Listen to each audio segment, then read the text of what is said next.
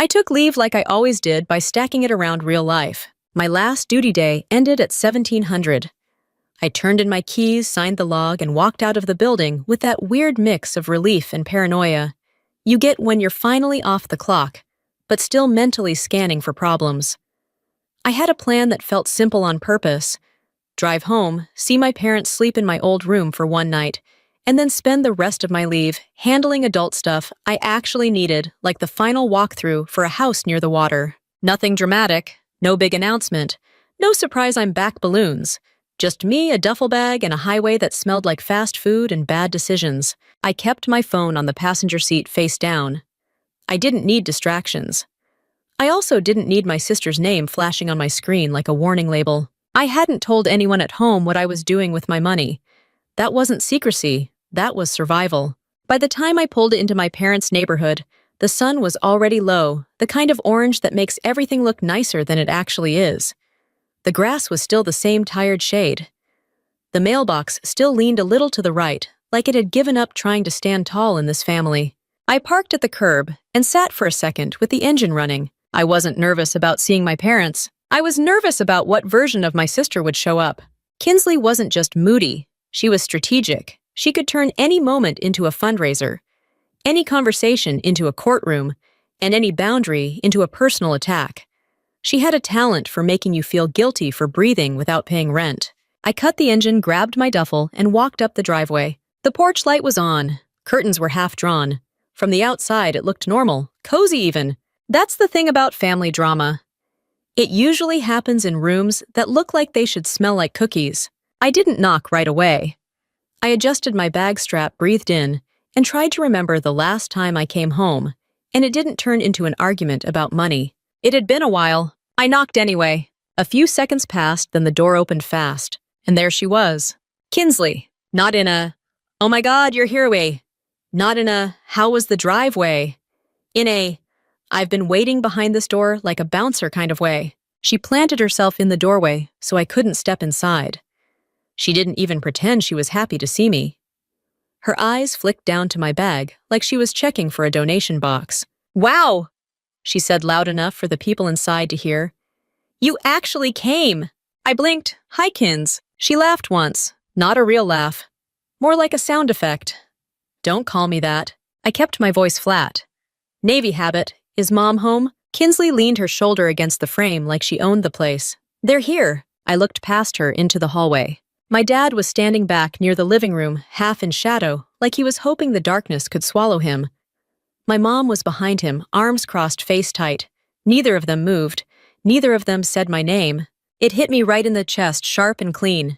I hadn't even stepped inside, and I already felt like a problem. Kinsley followed my gaze and smiled like she'd been handed an award. "Yeah," she said. "They know you're here." I tried to keep it normal. "I'm on leave. I thought I'd come by see everyone." "See everyone," she repeated, making it sound like a joke. "Bree, be serious." My mom's eyes stayed on me, but her mouth didn't move. My dad shifted his weight like he wanted to say something, then didn't. Kinsley lifted her chin. "Let's not do the fake sweet thing. You didn't come to see everyone. You came to feel better about yourself." I stared at her. "What are you talking about?" She stepped forward a fraction, still blocking the door. "You know exactly what I'm talking about. You stopped helping." There it was, right on schedule. I didn't raise my voice. I didn't do the whole, "I've helped plenty" speech, even though I could have. I could have pulled up bank transfers going back years.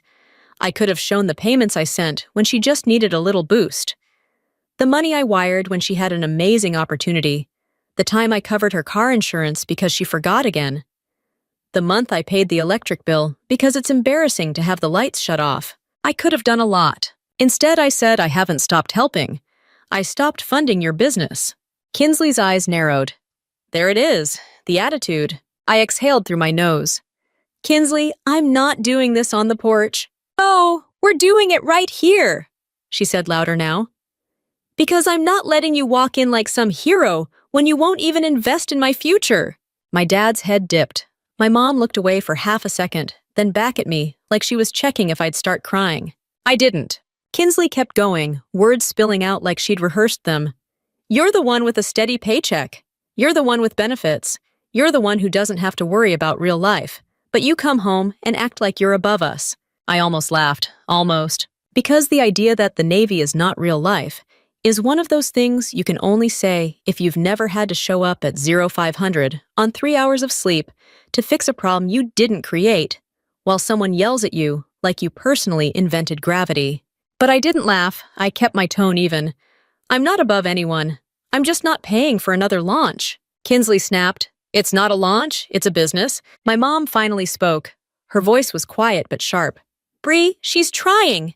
I looked at my mom like she'd slapped me. So am I. My dad took one step forward, then stopped. Let's just calm down. Kinsley cut him off with a glance. No, she needs to hear it.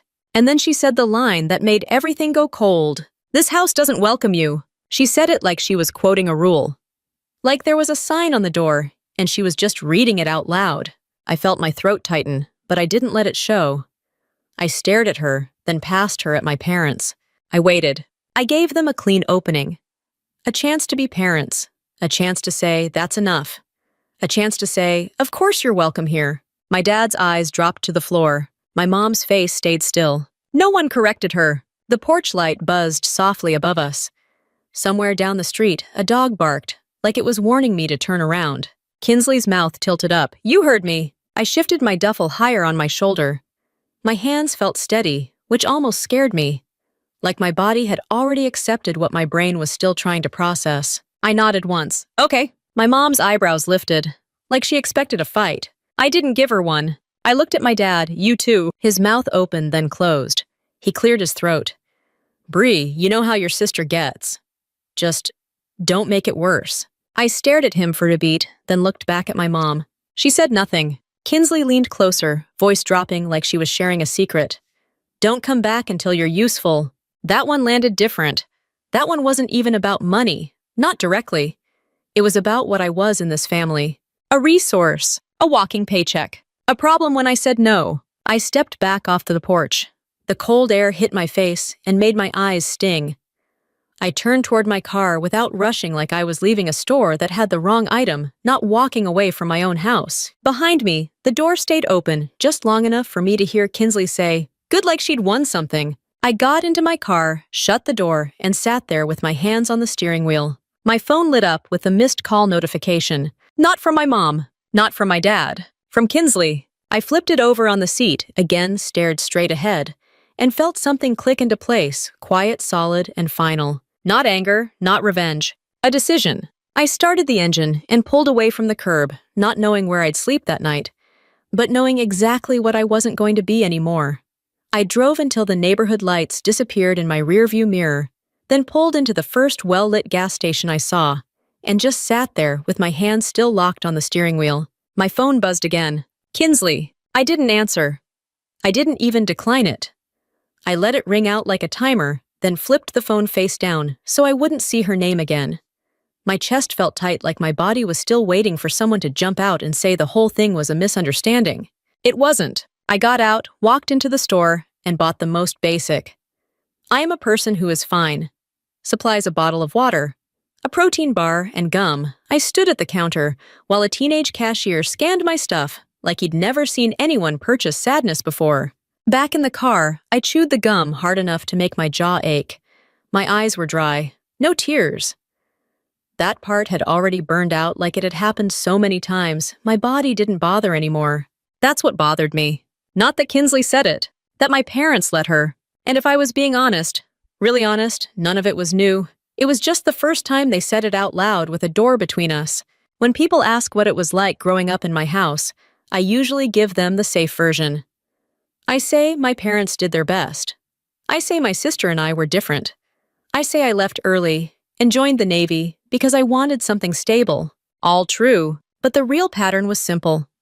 I was the kid you leaned on, and Kinsley was the kid you protected. Even when she didn't need protecting. Even when she was the one swinging. In elementary school, teachers would hand my mom report cards with A's across the board, and my mom would smile like she was receiving a package she forgot she ordered. Good job, Bree, she'd say, distracted. Then she'd turn right back to Kinsley and ask if she packed her lunch, if she remembered her sweater, if she felt okay. Kinsley was always not okay. That was her superpower. By middle school, I was making my own lunches and getting myself to practice. Kinsley got driven everywhere like she was a celebrity trying to avoid paparazzi. If she forgot her homework, my mom would run it to the school. If I forgot mine, my mom would say, "Well, you'll remember next time." I did. I remembered everything. That became my job. By the time I hit high school, money was tight in a way my parents didn't like to say out loud. It wasn't dramatic poverty. It was the slow kind where the electric bill is a week late and the fridge is mostly condiments. The kind where you hear your parents whispering at night and you pretend you don't. So I got a job. I started bussing tables at a diner off the highway. Nothing fancy. The uniform smelled like fryer oil, and the floors were always sticky, but they paid on time.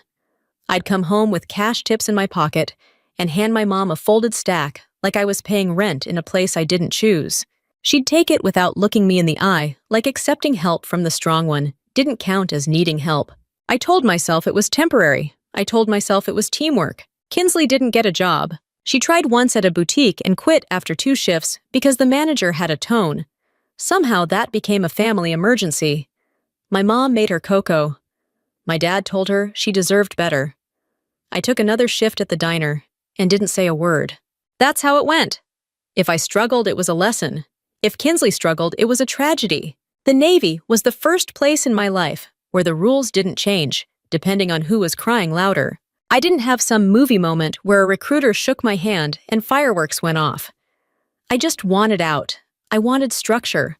I wanted to earn something that couldn't be taken away by someone else's mood. I also wanted my parents to be proud of me, for the first time without conditions. When I told them I was enlisting, my mom's first question wasn't, "Are you sure or are you safe?" It was, "Do you get paid right away?" My dad said, "That's a steady job." Kinsley said, "Must be nice." And that was it. No banner, no tears, just immediate math. Once I was in, I did what I always did. I carried things. I learned. I showed up early. I listened more than I talked. I got good at being dependable because dependability is currency in both families and commands. At first, sending money home felt normal. It was like muscle memory. My mom would text, "Can you help with the car insurance this month?" And I'd say yes. My dad would call casual, "We're a little short on the electric bill," and I'd handle it. Then it became Kinsley. Not directly at first. She'd frame it like a dream, a plan, a fresh start. "I'm going to start doing event planning," she'd say. Like real weddings and corporate stuff. "I'm going to sell vintage clothes online. It's a thing now. I'm going to be a wellness coach." People make serious money. Every idea sounded like the first page of a brochure. There was always a logo involved. There was always a photo shoot involved. There was always a class she needed to take from a person with a ring light and a fake last name. And there was always a number. Just a small investment. Just to get started. Just until the first clients come in. I sent money the first time because I wanted her to have something. I sent money the second time because my mom begged. I sent money the third time because my dad said she really needs this brie. And after that, it wasn't even about helping her succeed. It was about keeping the peace. Because if I said no, my phone would blow up. If I said no, my mom would cry. If I said no, my dad would get quiet and disappointed. And Kinsley would go nuclear acting like I'd stolen food off her plate. So I paid for calm. And Kinsley learned that calm had a price. I didn't notice the shift at first, but it happened. My name stopped being Bree and started being Bree with the paycheck. When I came home on leave before Kinsley would hug me like a greeting card, then immediately slide into business. "You know what would really help me?" she'd say while we were still standing in the kitchen. I'd ask, "Did you ever finish that course you bought last time?" She'd wave it off. That was different. It was never different. The money didn't go to inventory or permits or a realistic plan. It went to stuff that made her feel like a business owner without having to do the boring part where you actually work. And my parents let her because she's finding herself. Meanwhile, I was finding myself at 0500, with a clipboard counting gear, fixing mistakes I didn't make, and staying late because the job didn't care about my feelings. The moment it changed for me wasn't some big betrayal. It was a Tuesday. Kinsley called and asked for money again, and I said I couldn't. I had my own bills. I was trying to save. I was tired of watching my paycheck vanish. She laughed like I'd told a joke. Then she said, "You're not married. You don't have kids. What else are you doing with your money?" That was the first time I realized she didn't see me as a person with a life. She saw me as a pipeline. I didn't yell. I didn't cry. I just said I'm done sending money for business stuff. My mom called within an hour already upset. Bree, why are you being like this? She just needs support. I remember staring at the wall in my barracks room phone pressed to my ear and thinking, support? Like I was a subscription service. I told my mom I'll help with essentials sometimes. I'm not funding another plan. My mom's voice went flat. So you're just cutting her off. I said I'm setting a boundary. She sighed like boundaries were rude. After that, my plan got quiet. I focused on saving. I set up automatic transfers. I paid down debt. I invested like a grown woman who didn't want to be one emergency away from chaos. I built a future that didn't depend on anyone's approval. And I still somehow thought I could come home and be treated like a daughter. Sitting in that gas station parking lot, I pulled up my notes app and typed 3 words with my thumb, slow and deliberate. No more access. Then I erased it and typed it again because the first time felt like a lie. No more access. My phone buzzed again, and this time it wasn't a call. A text from Kinsley lit up the screen. You always run away. That's why you're alone. I stared at it. Felt something in me go still, then opened my banking app and scrolled through the transfers I'd sent over the years, little chunks of my life handed over to keep people from being mad at me. I didn't screenshot anything yet. I just looked, long enough to recognize the pattern, long enough to finally stop pretending I didn't. I turned my phone to airplane mode and drove the rest of the way back toward Norfolk like I was escorting my own sanity to safety. By the time I checked into a plain hotel off the interstate, it was late enough that the lobby smelled like stale coffee and somebody else's regret. The clerk slid my keycard across the counter without making eye contact, which honestly felt like customer service at its finest.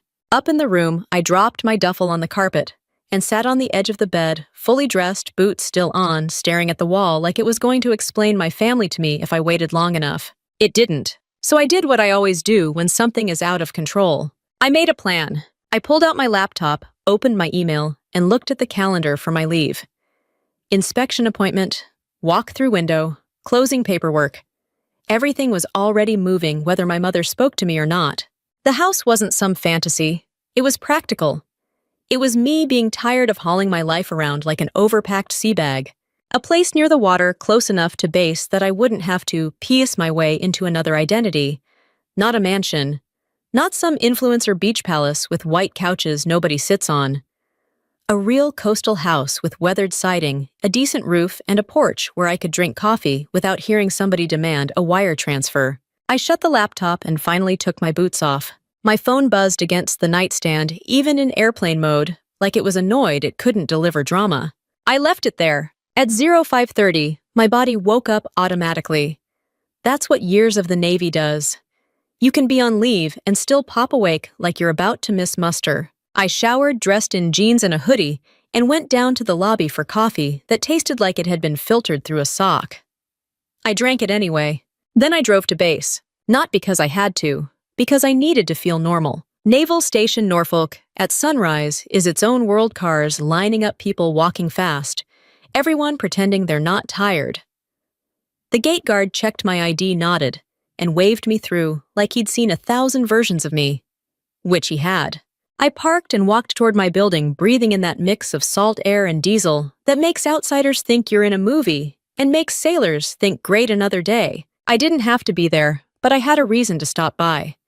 My leave paperwork had already been approved, but I needed to pick up a document for my home purchase, a proof of employment letter, and a couple pay stubs the lender wanted in their special little format that makes you wonder if they've ever heard of the internet. Inside the office, the lights were too bright and the air was too cold. Everything smelled like toner and hand sanitizer. My kind of place. Whitaker, a voice called from down the hall. Chief Rosalind Maddox stepped out of her office like she owned the building. She was in command climate, the way some people are in command of a room, quiet, solid, not interested in your excuses. Chief, I said. She looked me up and down the way chiefs do when they're reading your posture like a report. You're on leave. Yes, Chief. And you're here. Yes, Chief. She raised one eyebrow. That family trip go great. I didn't give her the whole story. I wasn't trying to cry in a hallway at 700. I just said, it got complicated. Chief Maddox nodded like she'd already guessed the plot. Uh-huh. Paperwork. Yes, Chief. Lender needs updated documents. Come on! She motioned me into her office, and pointed at the chair like it was an order. I sat. She sat behind her desk, pulled out a folder, and slid 2 pages toward me. Proof of employment, pay verification, anything else? No, Chief, that's it. She watched me for a second. You look like you slept in your car. I didn't, I said. I slept in a hotel. She made a face. Same thing.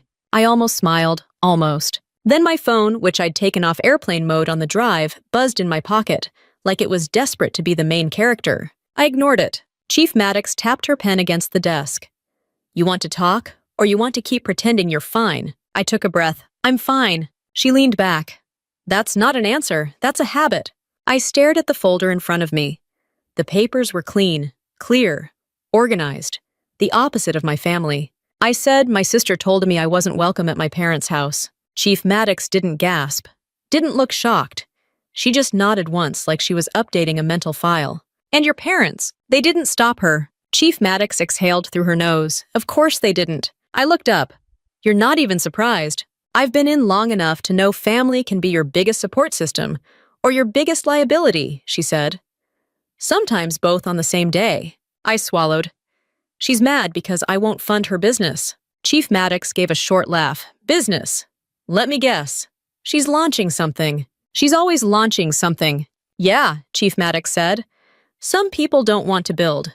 They want applause for saying they're going to build. I couldn't help it. I let out a small laugh. It came out dry like it hadn't been used in a while. Chief Maddox pointed her pen at me. You're not a bank, Whitaker. No, Chief. Say it like you mean it. I hesitated, then said, I'm not a bank. Good, she said, because the second they treat you like a bank, they stop treating you like family. That hit too cleanly. I looked down at the papers again, the ones that proved I worked, I earned I existed. Then my phone buzzed again. This time it was a call. Dad! I stared at the screen for a second, then answered, because part of me still wanted him to be a father. Hey, I said. His voice came through cautious and low, like he was calling from a room where someone was listening. Bree. Yeah. A pause. Your mom's upset. I waited. He cleared his throat. You didn't have to leave like that. I almost laughed, but it wasn't funny. I didn't have to leave. I was told the house doesn't welcome me. He sighed. You know Kinsley gets worked up. You keep saying that like it makes it okay, I said. Another pause. Just, don't make this bigger than it needs to be. You could apologize. Smooth it over. There it was. Not are you okay? Not I'm sorry. Smooth it over. Like I was the one who broke something. I felt my hand tighten around the phone. And apologize for what? For... You know, he said vague on purpose. For how things went. I looked at Chief Maddox. She wasn't listening like she wanted gossip. She was listening like she wanted to see if I'd protect myself. I said into the phone, Dad. I'm not apologizing for not writing another check. He went quiet. Your sister's trying. I kept my voice steady, so am I. He exhaled hard like I was exhausting. Just think about it. I said, a lot. I ended the call before he could say something that would make me regret answering. My phone immediately buzzed with a text from my mom. Don't be stubborn. Family is family. I stared at the words until they blurred. Chief Maddox said, let me guess. They want you to fix it. I didn't answer. She nodded anyway. Here's the thing, Whitaker. The Navy taught you something your family didn't. You can't keep a ship afloat by pouring your own body into the hole. That was the closest she'd ever come to poetry, and it still sounded like a safety brief. I took a slow breath, then opened my notes app on my phone. Not dramatic, not emotional, just a list. Passwords. 2FA. Emergency contact, mail forwarding, credit check. I'd already started some of it. I could tighten it. Chief Maddox watched me type. You closing on that house? Yes, Chief. Good, she said. Then focus on the mission. Everything else is noise. I nodded because for the first time in 12 hours, I felt like I wasn't about to collapse. I stood up, slid the documents into my folder, and slung my bag over my shoulder. My phone buzzed again, this time with Kinsley's name, like she was trying to remind me she still controlled the story. I didn't decline it. I didn't block her yet either. I just walked out of Chief Maddox's office and into the hallway, letting the fluorescent lights and the steady hum of the building do what they always did, pull me back into the version of myself that gets things done. Outside, the wind off of the water cut across the parking lot, sharp and clean, and I got in my car with a decision settling in my gut, like wait. I wasn't going to fix this with an apology. I was going to fix it by making sure they couldn't touch anything I'd built. I pulled into my hotel parking spot, sat there with the engine running, and then turned my phone back on like I was choosing violence. Quiet, controlled violence. But still, 3 missed calls. 2 from my mom. 1 from Kinsley, a string of texts stacked on top of each other like a bad to-do list. I didn't open them yet. I went inside first, dropped my folder on the desk, and washed my hands like I could rinse off my family. Then I sat on the edge of the bed, unlocked my phone, and started reading. Mom, why are you doing this, Mom? Your father is stressed.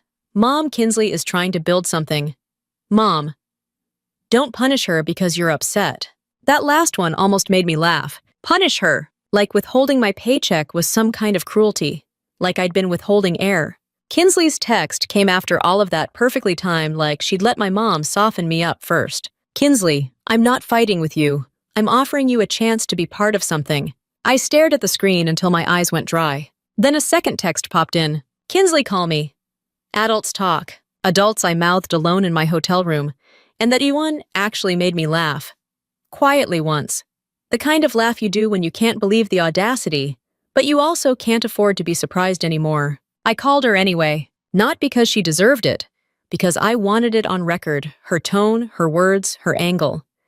If she was going to keep trying to steer the story, I wanted to hear exactly where she was driving. She answered on the first ring, like she'd been holding her phone waiting for my name. Finally, she said, "Say what you need to say," I replied.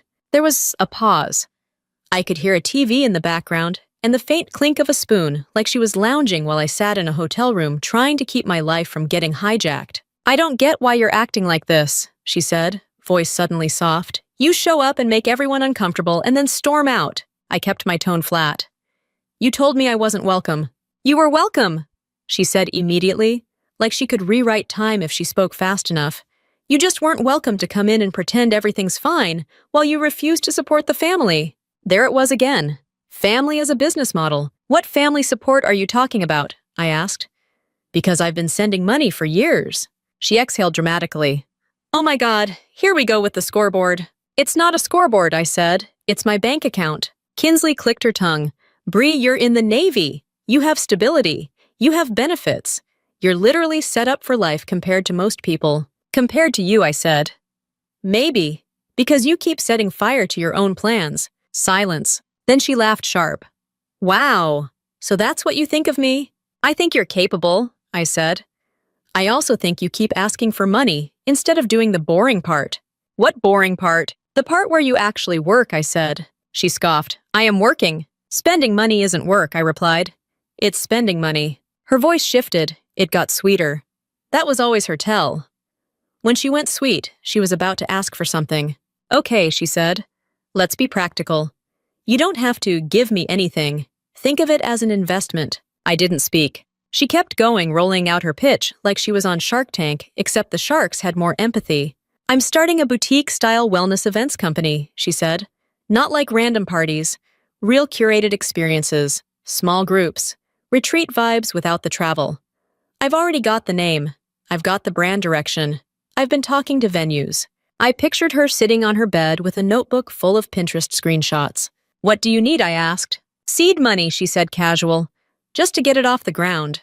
"How much?" I asked. She didn't hesitate. That meant she'd practiced. 4,000, she said. "That's nothing for you." I let the silence stretch for a beat. 4,000 isn't nothing. "It is for you," she insisted. "You're single. You don't have kids. What else are you doing with your money?" There it was, the same line, like it was part of her contract. I felt my jaw tighten. "I'm saving." For what she asked, voice dripping with fake curiosity. I paused. Not because I didn't know, because I didn't trust her with it. "I'm building my life," I said. She laughed again, softer this time. "Okay, but your life doesn't have to be so selfish." I closed my eyes for a second. Selfish. That was her favorite word. It meant I asked, and you said no. "Kinsley," I said, "I'm not sending you money." Her tone snapped back to sharp. "So you're just leaving me to fail?" "You're not failing," I said. "You're choosing not to do anything unless someone funds it." "That's not fair," she said. "It's accurate," I replied. I heard her breathe like she was building momentum. "You know what," she said. "You've changed since you joined the Navy." I almost smiled. "Yeah, I learned math." She ignored that. "You're colder. You think you're better than everyone." "I think I'm tired," I said. I think I've been paying for peace and calling it help. Peace, she snapped. You don't even live here. You don't know what it's like. I leaned back against the hotel headboard. I know what it's like to work. I know what it's like to plan. I know what it's like to not get what you want and still show up. She made a noise like I was lecturing her. You always do that. You talk down to me. I'm not talking down, I said. I'm talking clearly. There was a beat where I thought maybe she'd hang up. Instead, she went for the next move. Fine, she said suddenly quiet. If you won't invest, at least cover the venue deposit. I stared at the ceiling. No. Okay, she said faster, then cover the website build. That's only like $800. No. Then the promo materials. No, I repeated, and my voice didn't change. She went silent again, and when she spoke, her voice was low. So you really don't care about me? I opened my eyes. That's not what this is. Yes, it is, she said. You don't want me to have anything. You want to be the successful one. I felt a flash of anger, hot and quick, because she said successful like it was something I'd stolen from her instead of something I'd earned. I didn't take anything from you, I said. I worked, I joined, I stayed. I didn't quit when it got hard. She snapped, not everyone wants to join the military and become a robot. I actually laughed this time. Trust me, if I were a robot, I'd have better sleep. She ignored it. Mom and Dad are embarrassed.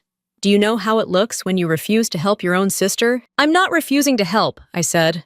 I'm refusing to bankroll. She made a disgusted sound. Whatever. Keep your money.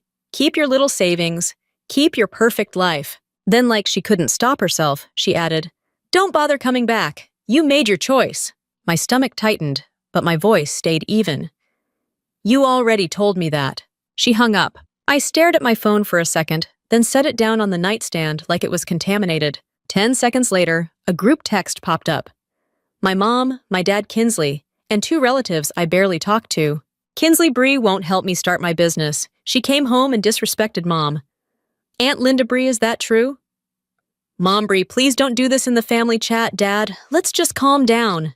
I read it twice, then once more, and something in me settled. This wasn't about a venue deposit. It wasn't even about a business. It was about control. About making sure I stayed in the role they understood, the one who pays, so everyone else can pretend things are fine. I opened my notes app and started a list, not a rant. Dates, amounts, reasons, screenshots. I wasn't going to argue in a group chat like a teenager. I wasn't going to defend my life to people who only called me when they needed something. I typed one message back, short enough to be clear and long enough to be final. I've helped for years. I'm not funding any business ventures anymore. Please stop asking. Then I muted the chat. A new message came in immediately. From my mom, private.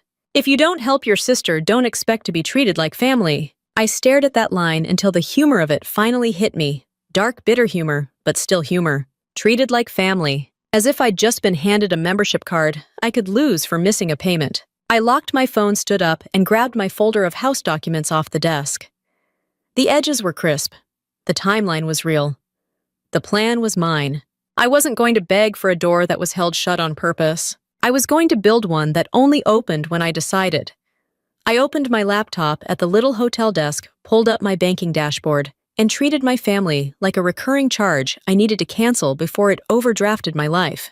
No anger typing, no dramatic music in my head, just clicks. I started with the bills I'd been covering because yes, even after years of being treated like a walking ATM, I'd still been paying a couple essentials. Not because they deserved it, but because I didn't want the lights shut off, and my parents blaming me like I personally unplugged the house. Electric autopay monthly. Phone partial coverage for my mom because she always couldn't figure out the plan.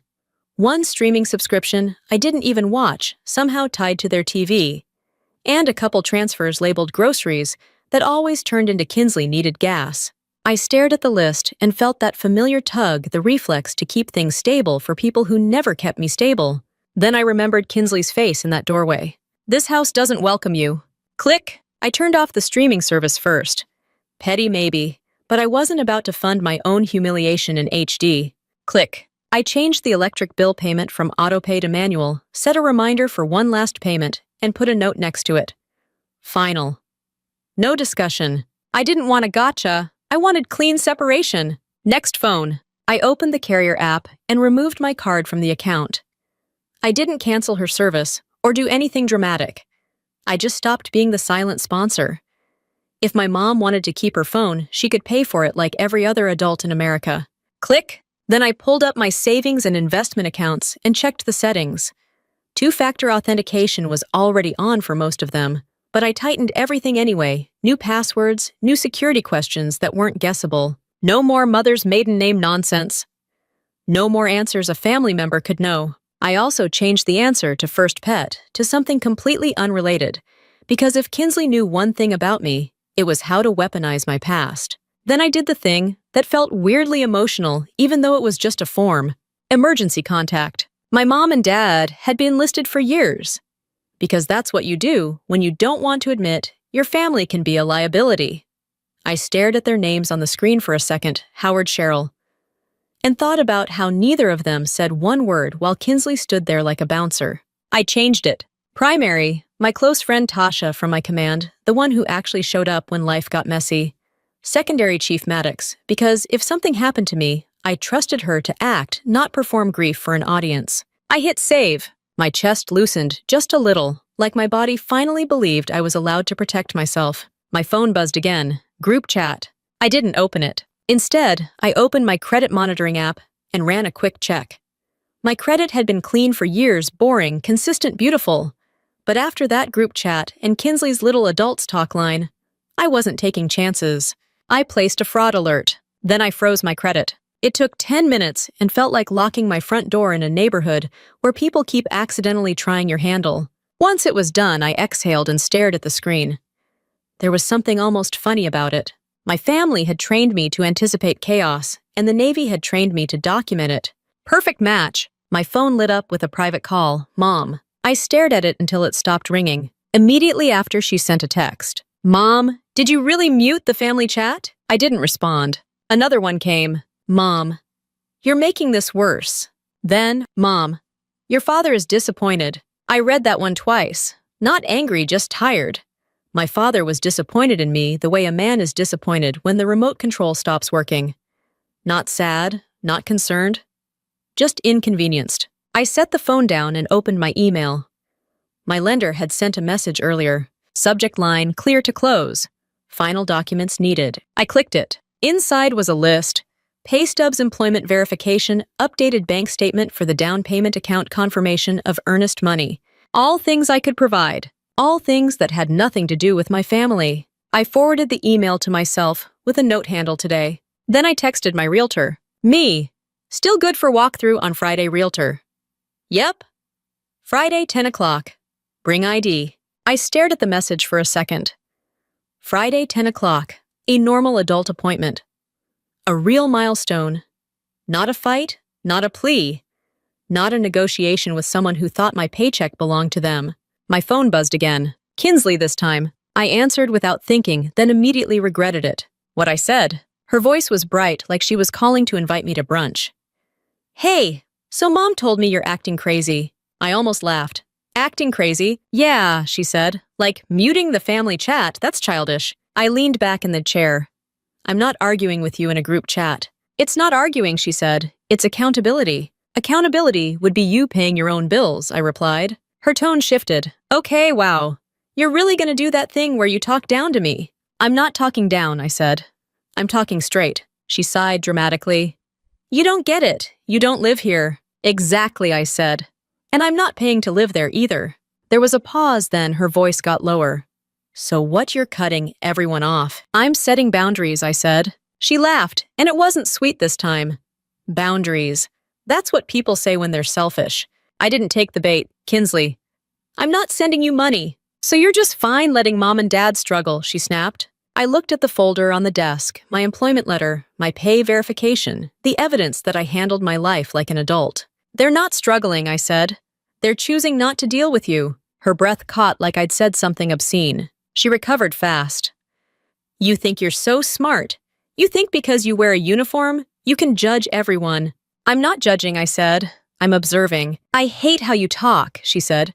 You've always been like this. Cold. I actually smiled at that because the irony was almost impressive. I spent years trying to keep peace, and she called me cold when I stopped. I'm not cold, I said. I'm done. She went quiet. Then, like she couldn't help herself, she tried a different angle. Okay, so if you won't fund the business, can you at least send me something small, like 200? I just need gas and groceries. I stared at the ceiling. There it was, the pivot. The same move every time. If the big ask fails, shrink it until you feel rude saying no. No, I said. She sucked in a breath. Are you serious? Yeah, I said. I'm serious. You're really gonna let me starve? She snapped, voice rising. You're not starving, I said. You're manipulating. She shouted, you're disgusting. I waited, kept my tone even. I'm done with this conversation. Before she could slam me with another line, I ended the call. My phone immediately buzzed with another text. Kinsley. If you don't help, don't come crying when you need family. I stared at it, then laughed one short, humorless laugh. Because family in their definition wasn't love. It was access. I didn't respond. I didn't block her yet. I didn't need the satisfaction. I needed the structure. I opened my notes app and created a folder, Family Financials. Inside, I made 4 sections. Transfers sent. Bills paid. Messages demanding money. Doorway incident. No drama words, just facts. Then I opened my calendar and scheduled reminders, send documents to lender confirm, walk through call insurance for homeowners, quote, my life back in my hands. And when my mom's number popped up again, I let it ring while I typed the next email to my lender with steady fingers because I wasn't going to keep answering calls that only existed to pull me back into the same loop. I was halfway through uploading my bank statement to the lender's portal when my work phone rang and the caller ID made my stomach drop. Chief Maddox, on leave, a call from your chief is never just checking in. It's either something is on fire or someone thinks you're the fire. I answered fast. Chief Maddox P.O.1 Whitaker. Whitaker, she said, voice clipped. You near base? Yes, Chief. Come in, now! No explanation, no small talk. Just the kind of tone that tells you to stop wondering and start moving. I grabbed my keys, left my laptop open on the desk, and drove like I was late for muster. The whole way there, my brain tried to fill in blanks. Did I mess up paperwork? Did something happen with my leave? Did the lender call base and say I was buying a castle made of fraud? Then I remembered the last 24 hours. Kinsley, the group chat. The family is family guilt script. The way she'd said accountability like it was a weapon. By the time I got to base, my hands were steady, but my jaw was tight. At the gate, the guard scanned my ID and waved me through. I parked, walked into the building, and the fluorescent lights hit me like a reality check. Everything smelled like cleaning solution and printer toner. Familiar, neutral, safe. I knocked on Chief Maddox's office door. Enter. She was standing arms crossed like she'd been waiting for me. There was another chair in the room, pulled slightly away from her desk, an extra seat that didn't belong there. That detail told me everything. This wasn't a casual talk. Chief Maddox gestured to the chair. Sit. I sat. She didn't sit. She paced once, then leaned against her desk. Do you have anything you need to tell me before I start talking? She asked. My heart thumped once, no, Chief. She nodded slowly. Okay, we got a message. I didn't speak. She continued precise. An anonymous concern. Came in through a general inbox. Not official complaint paperwork, not a report with a name attached, but it was specific enough that I can't ignore it. My fingers curled slightly on my knees. About me. Yes, she said. It claims you're under financial pressure, experiencing family conflict, and may be unstable. Unstable. There it was. The word Kinsley loved. The word people used when they didn't like boundaries. I kept my face neutral. Chief, I'm not unstable. I didn't say you were, Chief. Maddox replied. I said someone wrote it. I exhaled slowly. Did it say anything else? It implied you might be a risk, she said. To yourself. To the unit. You know the language. I did. It was vague, but loaded. It was the kind of message designed to make leadership nervous, without saying anything that could be proven false. Chief Maddox watched me carefully. Do you know who sent it? I didn't hesitate. Yes, Chief. Her eyebrows lifted. Go on. My sister, I said. Or someone acting on her behalf. Chief Maddox didn't look shocked. She looked annoyed, like my family had just tried to file paperwork incorrectly. Why would she do that? Chief asked, even though her tone suggested she already knew. Because I stopped sending her money, I said. She's been escalating. She told me I wasn't welcome at my parents' house because I wouldn't invest in her business. Chief Maddox's mouth tightened. Your parents allowed that. Yes, Chief? She stared at me for a beat, then nodded like she was mentally checking a box. Okay, here's what we're going to do. We're going to handle this like adults with rank and common sense. I almost smiled at that. Almost. She pulled a printed copy of the message out of a folder and slid it across the desk. I didn't touch it right away. I looked at it, then looked at her. I'm not in trouble, I asked. You're not in trouble, she said. You're being targeted. There's a difference. That sentence hit me in a place I didn't expect. I'd been walking around feeling like I was guilty of something because my family was mad at me. Chief Maddox just named it for what it was. Targeted. She pointed at the paper. Read it. I picked it up and scanned. It was exactly what she described, concerned tone, vague details, just enough specific to sound credible. It mentioned I'd been acting different, that I'd cut off family support, that I was hoarding money and isolating. Hoarding money, because I wasn't giving it to them. My throat tightened, but I kept my voice flat. This is her. Chief Maddox nodded. I believe you, but believing you isn't enough. We document, we address, we close the loop. She sat down, finally pulled her keyboard closer, and started typing. I'm logging that you came in on short notice. You're calm, coherent, and you've provided context. I'm noting that it appears to be a family dispute being weaponized. I watched her type and felt relief spread through me like warmth. Not because she was saving me, because she was making it real. Paperwork, records. The kind of truth that doesn't care about feelings. Chief Maddox looked up. Do you have receipts? Yes, Chief. Show me. I pulled out my phone, opened my notes folder, and scrolled to the screenshots I'd taken. The group chat. Kinsley's texts. My mom's line about not being treated like family if I didn't help.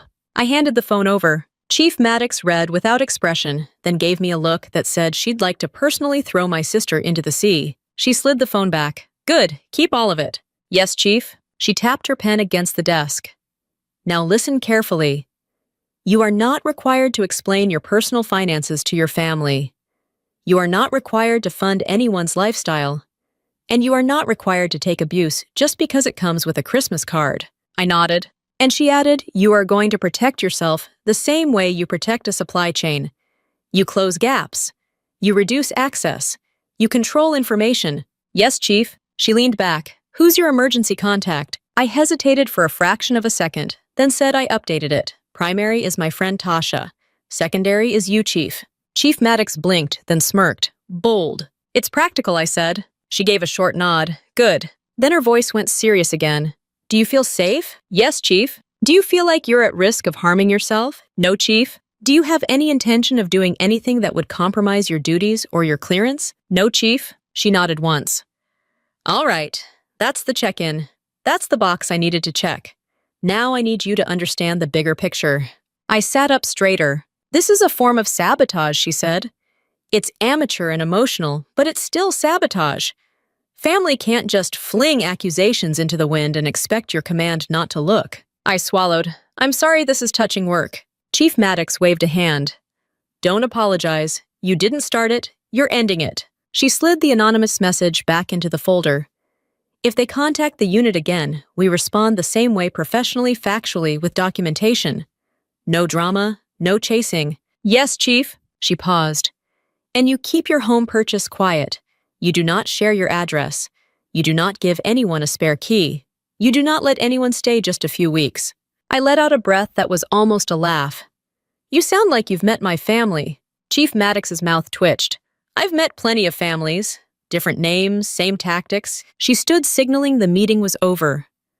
Go handle your closing paperwork. Enjoy your leave. And if your phone starts lighting up like a slot machine, you can ignore it. Yes, Chief. I stood too, but before I could leave, she added Whitaker. Yes, Chief. Her expression softened just a little. You can love people and still not let them access you. Don't confuse guilt with duty. I nodded, unable to speak for a second. Then I left her office and walked down the hallway with my shoulders squared, my pulse steady and a new kind of anger in my chest. Not the messy kind that makes you say things you regret, but the clean kind that makes you lock every door. Outside, the wind was sharp again. I got in my car and pulled out my phone. I didn't call my mom. I didn't call my dad. I opened my lender portal, uploaded the rest of the documents, and then opened my notes app to add one more line under doorway incident. Anonymous concerns sent to my command. Because if my family wanted to play dirty, I wasn't going to play louder. I was going to play smarter. I sat in my car outside the building for a full minute, thumb hovering over my contacts, then deleted my parents' address from the frequent list. Like I was removing a shortcut to trouble. Chief Maddox's advice was still ringing in my head: control information, reduce access.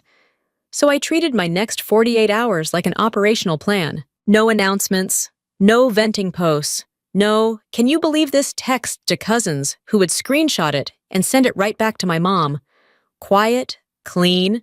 Back at the hotel, I called the title company and confirmed my signing window. I called my insurer and got a homeowner's quote. I changed the passwords on 2 accounts I hadn't thought about in years, because Kinsley was the kind of person who remembered your childhood secrets like they were keys.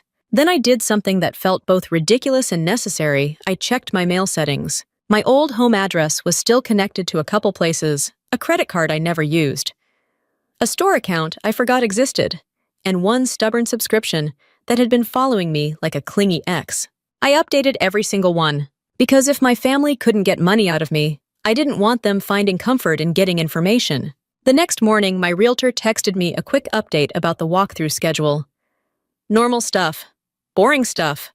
The kind of adult life I'd worked for. I was replying when my phone buzzed with a new notification. A Facebook tag from my Aunt Linda, the one who always brought potato salad to reunions and opinions to every conversation. I clicked it before I could stop myself. It was a post from my mom's account. Nothing dramatic. Just a photo of the front of my parents' house, perfectly framed, like it belonged in a real estate listing, with a caption that made my stomach drop. Family is everything. Proud of my girls no matter what. And underneath it, a comment from Kinsley. Some people forget where they came from when they get a uniform. I stared at the screen, pulse rising. My mom had posted it like a peace offering, but it was really a warning shot. Kinsley had used it like a knife. Then my phone rang. Unknown number. I didn't answer. It rang again immediately, like the caller was offended by boundaries. I let it go to voicemail. A second later, another call, this time from my dad. I answered because apparently I still enjoyed suffering. Bree, he said, fast, breathy, where are you? My shoulders tensed. Why? Your mom just wants to talk, he said. Kinsley's upset. Everyone's upset. And people are asking questions. What questions? I asked. He hesitated too long. Dad, I said, what questions? He cleared his throat. Your aunt heard you're buying a house. My stomach went cold. I didn't say anything. I let silence do the work. How did she hear that? I finally asked. Dad rushed through the answer like he wanted to outrun it. She saw something online. A friend of a friend. It was like a congratulatory post. A congratulatory post. I already knew what happened before he finished explaining. Realtors, title companies. Somebody had posted something like, so excited for my client, with a general location tag, and my aunt, who treated Facebook like a federal database, had found it. Dad, I said carefully, did Mom post about me buying a house? No, he said. Then softer, not exactly. That was dad language for yes. I closed my eyes. What did she post? Just something about family, he said. It wasn't bad. I almost laughed. Everything she posts is about family. That's the point. He went quiet. Then he tried the soft approach. Bree, your mom's just hurt. She doesn't understand why you're being so distant. I opened my eyes and stared at the wall. She understands. She just doesn't like it. Dad sighed. Kinsley thinks you're doing this to punish her. I clenched my jaw. I'm doing this because I'm an adult and I'm allowed to own things. He started to speak, then stopped. Your mom wants to know where it is. There it is, I said. What? That's why you called, I said. Not to ask if I'm okay. To ask for my address. Bree, that's not fair, he began. It's accurate, I cut in. I'm not giving you the address. His voice sharpened. So you don't trust your own parents. I stared at the ceiling again. You stood there while she told me I wasn't welcome. Don't act surprised that I'm careful.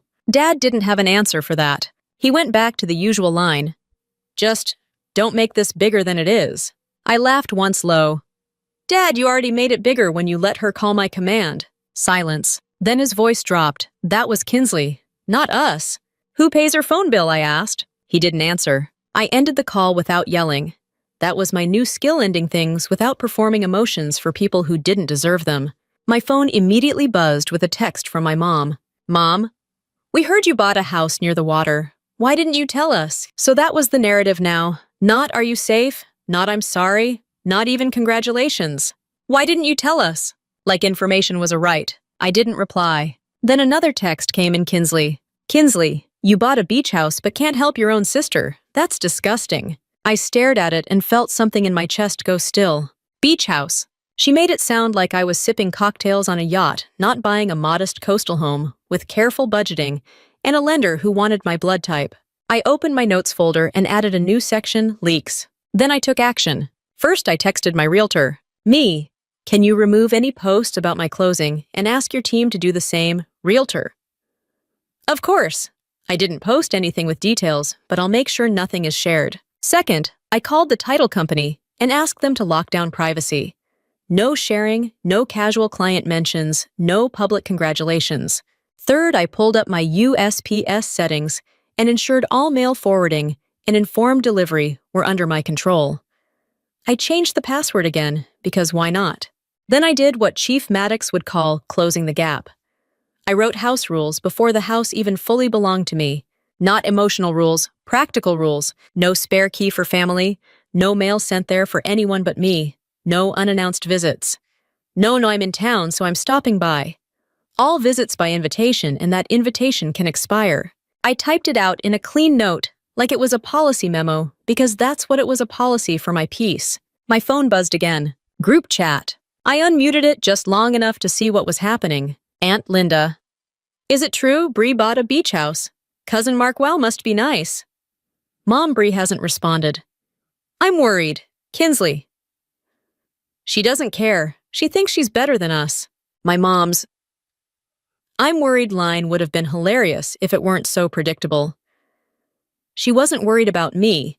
She was worried I'd stopped being controllable. I typed one message into the chat, then deleted it, then typed a different one. I'm not discussing my finances or my address. Please stop. Short, clear, no arguments, no explanations. I hit send. Immediately, Kinsley replied, "So you're hiding it because you're ashamed." I stared at that, then smiled a little. Not because it was funny, because it was proof. If I didn't give them information, they'd try to shame it out of me. If I didn't give them access, they'd try to guilt it out of me. That was the whole game. My phone buzzed with a voicemail notification from the unknown number that called earlier. I played it. A woman's voice, sharp, unfamiliar. "Brianna, this is Janet Bloom. I'm a realtor in your parents' area. Your sister said she had questions about a property you're purchasing and asked me to reach out. Please call me back." My stomach tightened. Kinsley had tried to involve a realtor. Not even my realtor, someone local to them. Someone she could charm into digging. It was petty, but it was also real-life dangerous. Because people like Kinsley didn't need to steal your money to hurt you.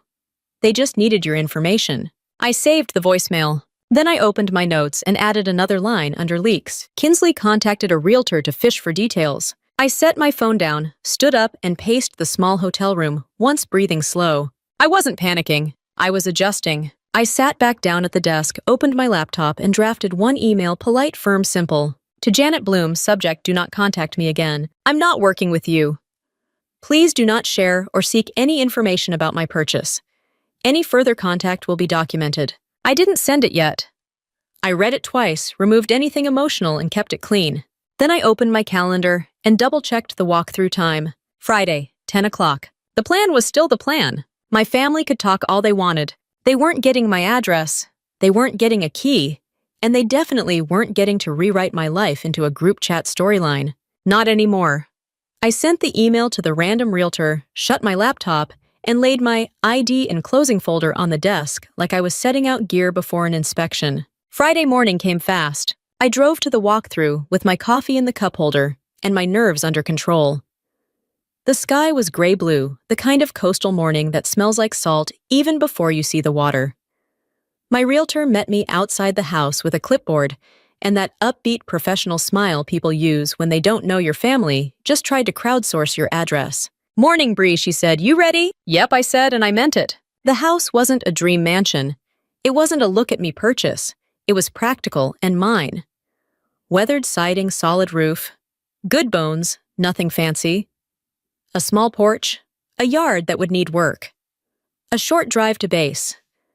And if I walked 2 blocks in the right direction, I could hear the ocean, like a distant appliance humming.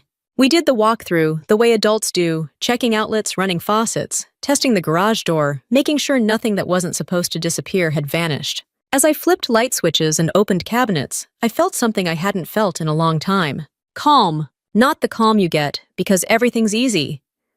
The calm you get because you finally made a choice that doesn't require anyone else's permission. My realtor handed me a set of keys attached to a plastic tag. Title company's expecting you at noon. You've got everything ready. I patted my folder. Everything's in here. Perfect, she said. And just so you know, I already asked my team not to post anything. Totally understand. Thank you, I said. She hesitated like she wanted to say more, then didn't. Most people learn quickly not to step into family drama. I respected that. I got back in my car and drove toward the title company. On the way, my phone lit up with a call from my mom. I let it ring. Another from my dad. I let it ring too. Then a text from Kinsley popped up like she'd been waiting for the exact moment she knew I'd be busy. Kinsley, so you're really doing it, buying a beach house instead of helping your family. I didn't respond. I wasn't going to argue while I was literally on my way to sign documents worth more than my parents' entire living room set. At the title company, the receptionist smiled too brightly and offered me water like I might faint from adulthood. I sat at a conference table while a notary walked me through papers one by one. It was boring in the best way. Sign here, initial there. Confirm your name, confirm your address. Confirm that you are not laundering money for a foreign government. I wanted to tell her, ma'am, my family can't even keep track of a phone bill. When it was done, the notary slid the final page toward me. Congratulations, Ms. Whitaker. I stared at my signature like it belonged to someone else, someone more stable, someone who didn't get told she wasn't welcome in her own childhood home. Then I took the keys and walked out to my car. I sat there for a second, keys in my palm, and didn't do anything dramatic. No tears, no speech, just a long breath. Then my phone rang again. This time it was my dad. I answered because apparently I still believed in miracles. Bree, he said, too cheerful. Hey! I stared through the windshield. Hey! So he said, drawing it out, your mom told me you're closing on a house today. It was impressive how he could say closing on a house, like he was casually asking what I wanted for dinner. Yeah, I said. A pause. Well, that's good. I waited. He cleared his throat. Your mom wants to congratulate you. I almost laughed. Does she? She does, he insisted. She's just hurt. She feels shut out. Dad, I said slow and clear I was shut out. In the doorway. Silence. Then he pivoted. We should all talk. I didn't bite. What do you need? He hesitated. We just want to see it. No, I'm proud of you. No congratulations. No apology. Just access dressed up as affection. I kept my voice even. No. He sounded genuinely offended. No, I repeated. He tried another angle. Bree, you're in the Navy. You're busy. You're gone a lot. It would make sense for your mom and me to stay there sometimes, just to help you. Help me. Right. You can help me by respecting what I say, I replied. He sighed like I was difficult. You're being stubborn. I stared at the keys in my hand. I'm being clear. He lowered his voice. Kinsley's embarrassed Bree. People are talking. They think you're abandoning the family. I let out one short breath that wasn't quite a laugh. People can think whatever they want. He paused. So you really won't even let us visit? I didn't say that, I replied. I said no to access, no to staying, no to spare keys, no to showing up whenever. He went quiet. Then he tried the soft guilt. Your mom's been crying. I almost said, she didn't cry when Kinsley told me I wasn't welcome, but I didn't. I didn't want to argue with a man who used feelings like traffic cones to redirect you. I'm not discussing this on the phone, I said. Dad's voice tightened. Fine, we can meet. That made my stomach clench. Meet meant ambush. I'll meet you in public, I said. Public, he repeated like I'd suggested a courtroom. Yes, I said. A coffee shop. Another pause. Okay, he agreed too fast. Tomorrow. Today, I said. Before you build a story about what I said. He grumbled but agreed. 2 hours later, I sat at a coffee shop near a busy shopping center. Bright lights, plenty of people, no private corner for guilt. I chose a table where I could see the door. Old habit. My parents walked in first. My mom looked like she'd been practicing her hurt but noble face. My dad looked tired. Kinsley arrived 2 minutes later, wearing sunglasses inside like she was a celebrity escaping consequences. She slid into the chair and smiled at me like we were friends. Congrats, she said, voice sweet. Must be nice. I didn't respond to that. I sipped my coffee and waited. My mom reached across the table like she was about to touch my hand. I moved my cup slightly, not rude, just not available. She flinched, then forced a smile. We're proud of you, Bree. I held her gaze. Are you? Her smile twitched. Dad cleared his throat. Of course we are. Kinsley jumped in before they could mess it up further. So when can we see it? There it was, straight to it. I set my cup down. You can't. My mom blinked. Bree. No, I said calm. Not right now, not like this. Kinsley scoffed. What does that mean, not like this? It means you don't get to tell me I'm not welcome, then show up expecting keys, I replied. My dad raised a hand. Nobody said. Kinsley did. I said eyes on my sister. And none of you stopped it. My mom's face tightened. Bree, you have to understand she was emotional. Kinsley laughed. Here we go.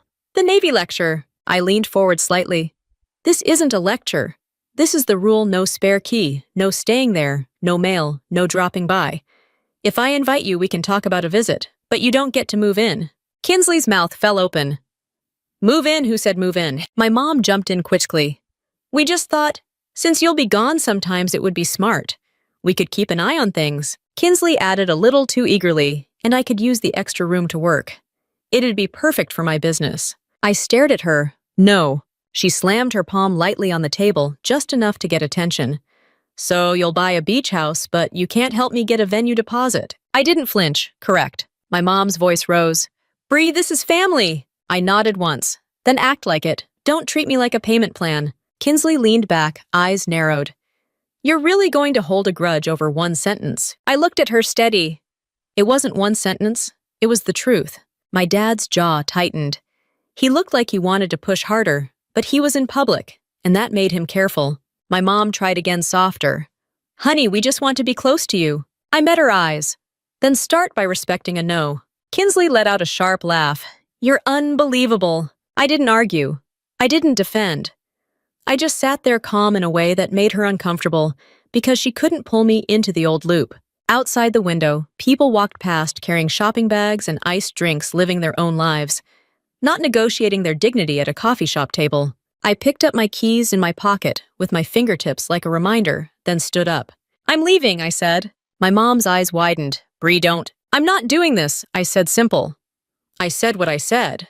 Kinsley scoffed loudly. Run away like always. I didn't even look at her. I walked out, got in my car, and drove toward the house. My house with the keys heavy in my pocket and the ocean air waiting like it didn't care who was mad at me. I pulled into my driveway, sat with the engine off, and stared at my front door like it was the one place on earth that didn't require me to negotiate. I went inside, dropped my keys into a bowl on the counter, and did a quick lap through the house the way I'd done on ship's eyes on doors, windows, locks. Anything that could become a problem if someone decided your boundaries were optional. Then I set up the camera system I'd ordered the minute the leak happened. Nothing fancy. A doorbell and 2 exterior cams, motion alerts to my phone. Practical. I wasn't trying to catch a criminal mastermind. I was trying to catch my family just stopping by. By late afternoon, my phone buzzed with a text from my mom. Mom, we should talk again. You left without resolving anything. Resolving. Like I'd missed a step in her script. I didn't answer. 10 minutes later, another text. Mom, your father drove all the way here for you, and you walked out. That was cruel. Driven all the way here. My stomach tightened. I reread it twice slower the second time. Here. They didn't have the full address I'd told myself. They didn't know.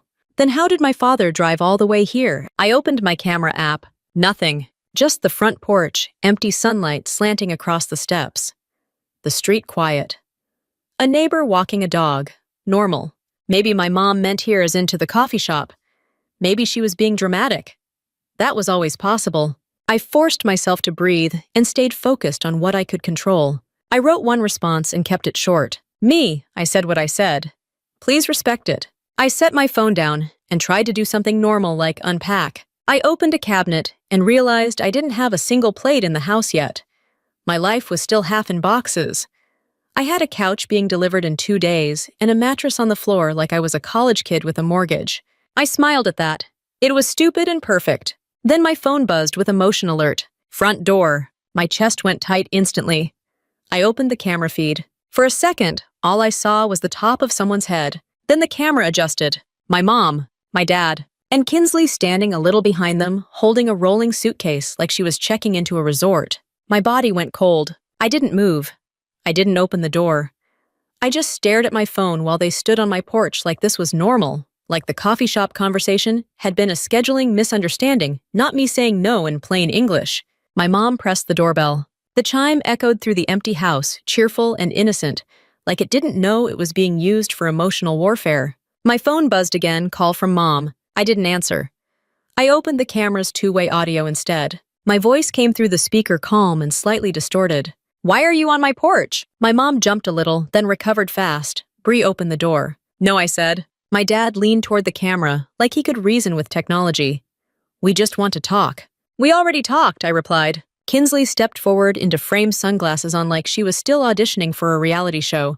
"Stop being dramatic. We drove all the way here." I stared at her suitcase. "Why do you have luggage?" My mom waved her hand like I was being silly.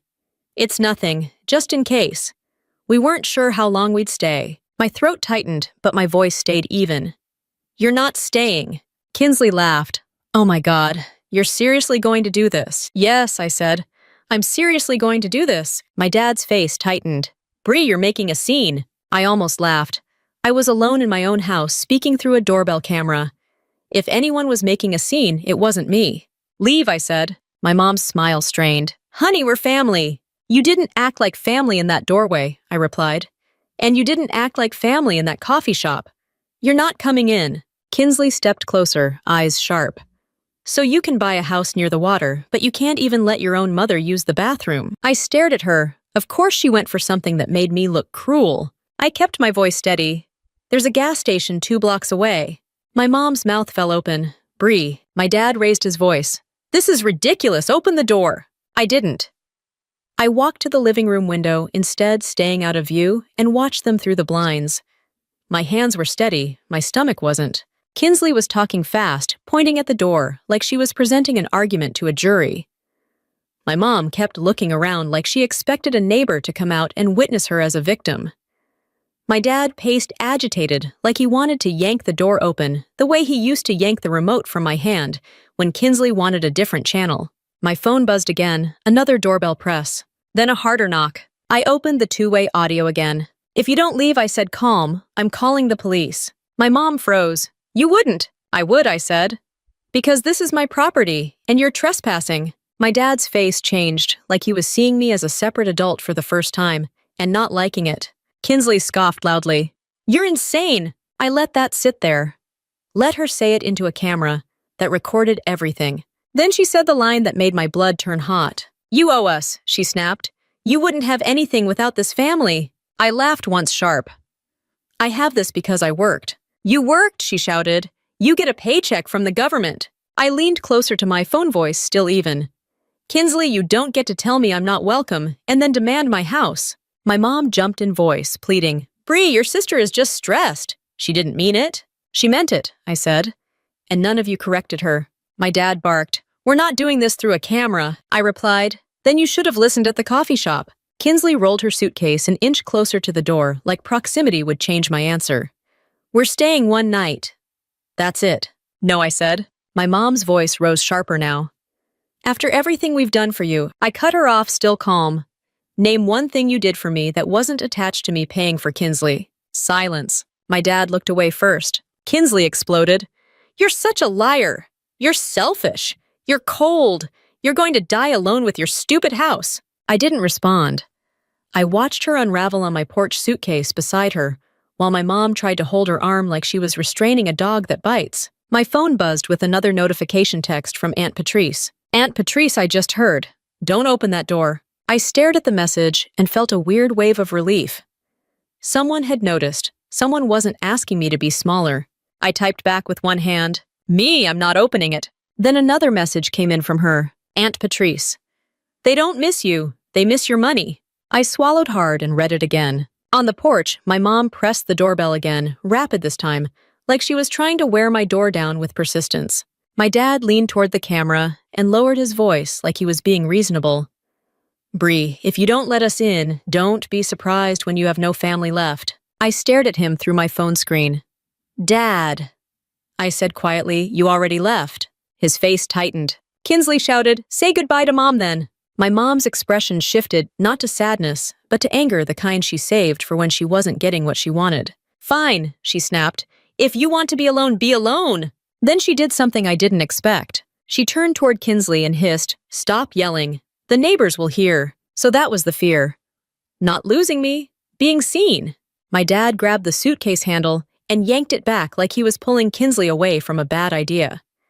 Kinsley resisted, still shouting, still performing. My mom bent towards the camera one last time, face close enough that I could see every tight line around her mouth. This isn't over, she said. I didn't answer. I just watched as they walked back down my steps. My father stiff. My mother furious. My sister twisting her head back toward the door, like she expected it to open out of guilt. They climbed into their car. The camera caught the license plate clearly. The car backed out, and as the taillights disappeared down the street, I stood in the quiet living room, phone in my hand, heart still pounding, and did the one thing I knew would keep this real. I opened my notes app and typed 5:42 p.m. parents, and Kinsley showed up with luggage. Refused entry, threatened police, recorded. Then I went to the front door, checked the lock, and slid the deadbolt into place with a clean final click that sounded less like anger and more like safety. I didn't sleep much that night, but not because I was anxious. It was the opposite. The house was quiet in a way I wasn't used to. No doors slamming, no voices arguing through walls. No one asking what I was doing with my money or why I wasn't doing more. Just the sound of the wind outside and the low hum of the refrigerator reminding me the utilities were finally mine. In the morning, I made coffee and drank it standing at the kitchen counter because I still didn't own a table. The ocean was there if I leaned toward the window, not loud, just present. It didn't ask anything from me. I checked my phone. No missed calls. No texts from my mom. One message from Aunt Patrice. Aunt Patrice, proud of you.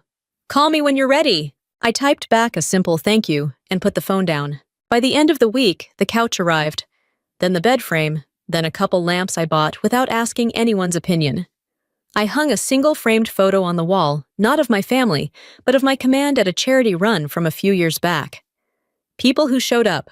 People who didn't ask me to be smaller. Work settled back into its rhythm. Chief Maddox didn't bring up the anonymous concern again, which told me everything I needed to know. It had been handled, logged, closed. The kind of problem that dies when it's exposed to facts. A few days later, she stopped me in the hallway. Whitaker. Yes, Chief. She handed me a folded piece of paper. You were selected for an upcoming billet. It's not flashy. It's solid. I opened it and scanned the details. It was a good assignment. More responsibility, more trust. The kind of thing you earn quietly. Thank you, Chief, I said. She gave me a look. You didn't get here by accident. I smiled because for once I didn't feel like I had to explain myself. That weekend, I invited a few people over. Nothing big. Tasha from my command. 2 neighbors I'd met while bringing in boxes. One of them brought chips. The other brought a folding chair because, as she said, every new house needs one ugly chair.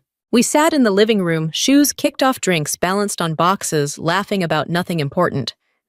No one asked how much the house cost. No one hinted they might need to stay just a few nights. No one acted like my success was a group project they deserved credit for. At one point, Tasha raised her cup and said, to boundaries. Everyone laughed, but it wasn't a joke. Later that night, after everyone left, I stood on the porch and let the air settle around me. The street was quiet. The cameras were still. The locks were solid. My phone buzzed. Mom. I stared at the screen for a full 10 seconds before answering. Hello, I said. Her voice sounded smaller than I expected. Bree. Yes. Another pause. Your father and I. We don't understand why you're shutting us out. I leaned against the porch railing. I'm not shutting you out. I'm setting rules. She exhaled sharply. Rules shouldn't apply to family. I kept my voice even. They apply to everyone. She didn't like that.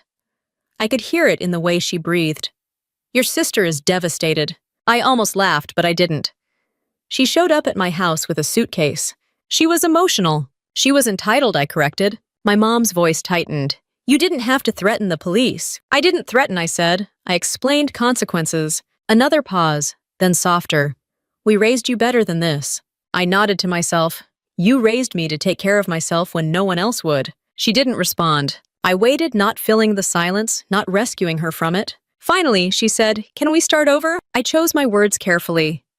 "We can talk. We can meet in public. I'm not giving out my address. I'm not giving out keys. And I'm not giving money for Kinsley's business." She inhaled sharply like she wanted to argue. I added, "Those aren't punishments. They're conditions." She was quiet for a long moment. "I'll talk to your father," she said finally. "Okay," I replied. She hesitated. "We love you." I believed she believed that. I just also believed she didn't know how to love without control. "I know," I said. We hung up without yelling. That alone felt like progress. Kinsley tried once more a few days later. Her text came in at midnight. "Kinsley, Mom says you're being dramatic. You really going to throw away your family over money?" I didn't answer. 10 minutes later, another one. "Kinsley, you think that house makes you better than us?" I stared at the messages and felt nothing. No anger, no urge to defend, no need to correct the narrative. I typed one response. "Me, I'm not discussing this anymore. Take care." Then I blocked her. Not with ceremony. Not with satisfaction. Just a tap and a setting change. The next morning I updated my notes. Contact with Kinsley blocked. I didn't feel lighter. I felt steadier. Weeks passed. The drama didn't vanish overnight, but it lost its grip. Without my reactions, it had nowhere to go. No audience, no fuel. My parents sent occasional messages, neutral, careful. I replied when I felt like it. I didn't rush. I didn't apologize for boundaries that had already proven necessary. One afternoon, as I came back from work, my neighbor waved from her porch. "You settling in okay?" she asked. "Yeah," I said. "I think so." She smiled. "Good, you deserve it." That simple sentence hit harder than any apology. That night, I cooked dinner in my own kitchen, ate it on the couch, and let the quiet sit with me. Not the lonely kind, the earned kind. I thought about the doorway at my parents' house. The silence. The sentence that pushed me out. "This house doesn't welcome you." They were right about one thing. That house didn't. This one did. And it didn't require me to pay an entrance fee. I locked the door, turned off the lights, and went to bed knowing I hadn't won anything. I'd just stopped losing myself to people who thought love came with a receipt. And for the first time in a long time, that felt like peace. I used to think family meant unlimited access. Like if someone shared your last name, they automatically got a key to your life, your time, your money, and your peace. But what I learned the hard way is that love without boundaries turns into control. And control always shows up wearing a friendly mask. This wasn't about winning or embarrassing anyone. It was about refusing to keep paying for family drama just to earn a seat at a table where I was never treated like a person. If you're living your own family revenge story right now, especially while trying to build a career in the military, remember this: strong doesn't mean available, and forgiveness isn't access. And if this story hit a nerve, or if you've ever had to choose peace over pressure, subscribe to the channel. I post real feeling family revenge stories with military life boundaries and receipt stories that remind you you're not crazy for protecting what you worked for. Subscribe, and you'll have more of these waiting for you when you need them.